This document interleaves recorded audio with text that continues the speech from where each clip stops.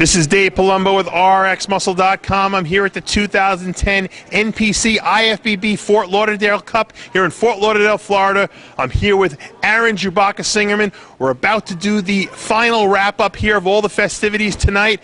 Aaron, we are standing here on the red carpet as the event is being unwinded and folded up. Just several hours earlier, Kristen Negrani and Shannon Day, our promoters here tonight, launched the festivities right on this moment. Let the games begin! Woo! Yay!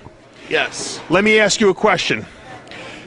What was your impression of the first all-women's competition that you've ever attended? I thought it was great. I thought it was really cool to see all the women all the time, and we had fun, right? There's nothing wrong with going to an all-women's competition. That's what I always say, and especially when it's in great weathered Florida, Fort Lauderdale to be exact. We had a busy weekend. We've done a lot of things. A lot of entertaining activities have gone on. You met my high school friends from that I grew up with. They gave you a lot of insights to me that I might not have wanted anyone to know, but I'm about full disclosure. We're sitting at the press pit down in front stage right there most of the night. We had Nathalia Mello, second place at the Ms. Bikini Olympia, serving us bagels, and she had some unique ways of preparing them. Yes, we asked for a bagel, and she actually did do what Dave requested and licked both sides of the bagel for him, and it looked like a very tasty bagel. To make the cream cheese stick a little better. Yes, and it was very fun. It was actually a great time hanging out with Nathalia. We hung out towards the end of the show the whole time, and she's a cool girl. Cute personality, very cute personality. And Aaron, it's funny because, usually when you go to these shows, you really don't enjoy yourself as much as far as the food goes. You have to wait to get out of here to go eat. Right. But you found a booth here that had sweet treats. Oh. We found it's called Sweet Cheats, and they had cupcakes, and they were delicious, dude. They were gourmet cupcakes. Yeah, and they were not good for you, so I enjoyed them thoroughly. Well, the expo was good. I had my Species booth set up here, run by Big J1. It was a success. I think that the girls did a phenomenal job here. I got to tell you that I have to take my hat off to them because I know this was a lot of work, and they really made the women feel like they were spoiled. I think that the production value of this show for a show like this was really high. You know, they had we were sitting back, they had the big screen so everybody could enjoy a close view. And opening ceremonies were phenomenal. The opening ceremonies were phenomenal. You could tell that they put a lot of effort and work in this. Just the thought with the red carpet and the backdrop here and us taking the pictures, and they had a photographer taking pictures. It was really neat. It was a neat event. It looked like a Hollywood event. And the girls were all dressed up. They came in with their gowns on and their dresses, and as opposed to the sweatsuits we normally see. So the girls were dressed up and made up before they came in. Let's talk about the competition in the women's bikini event. Kristen Negrani's daughter, Nicole Negrani, who just finished third at the Ms. Bikini Olympia, the very first one ever. This is her hometown. She came in here and she won this event rather handedly, I'd say. Yes, she definitely did. She is a cute little girl, and I wasn't surprised. She was the favorite coming in, and she won. She's no longer 18 years old, though. She's 19 now. 19, oh, well, I still liked her. I thought that she, has probably the smallest waist I've ever seen on a bikini competitor. She's tiny. She's got to be like 95 pounds, that little girl. She's tiny. Cute, though, right? Very cute, very cute. We could say that from a perspective of an athletic, perspective. Yes. Strictly educational or something. Something like that. Something like that. Yes. Nicole, in my mind, I said to her, I don't understand how you can continue dieting the whole year. And she's like, I just love the structure of the whole thing. Yeah, I know she's supposed to take a test, she said, tomorrow or something like that. Monday, she's got a big test or something like that. So, yeah, she fits it in, and obviously she enjoys what she's doing because she keeps coming back and winning. She certainly did. And you know what? The surprise of the night was probably second place finisher in the pro bikini, Justine Monroe from Canada. This is her pro debut. She won the Canadian Nationals over the summer. She comes in here and, almost wins this event. I really liked her. She was one of my new favorites. So, yeah, she's very, very nice. Pamela Anderson lookalike. She actually reminds me a little of the Lithuanian girl, Javil Rodoniene. Yes. Zavil.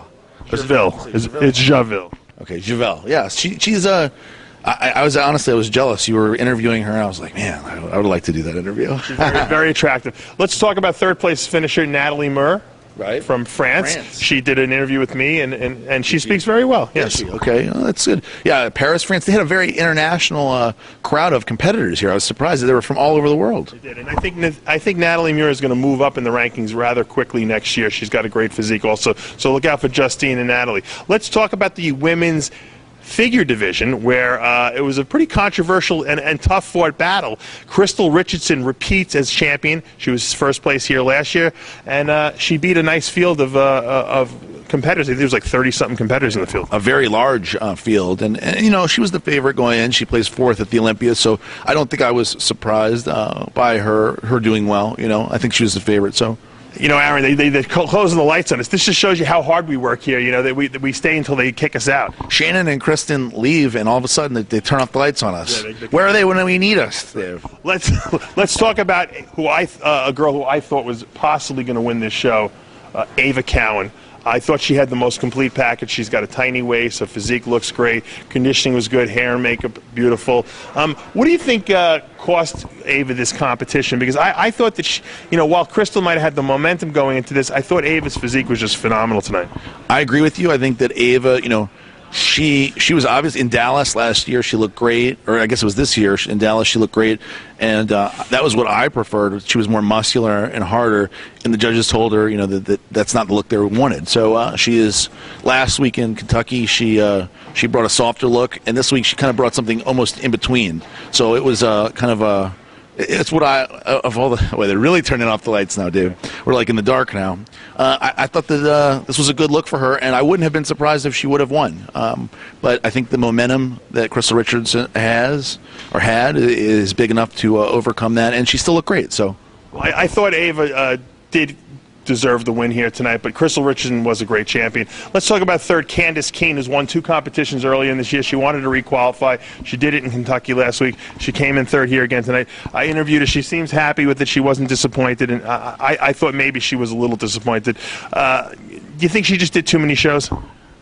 I think she probably was disappointed, you know, because I think that I think that she thought by the way that the call-outs were made that she thought that she did a little better, and I think that she really wanted to get a third win by the end of the year.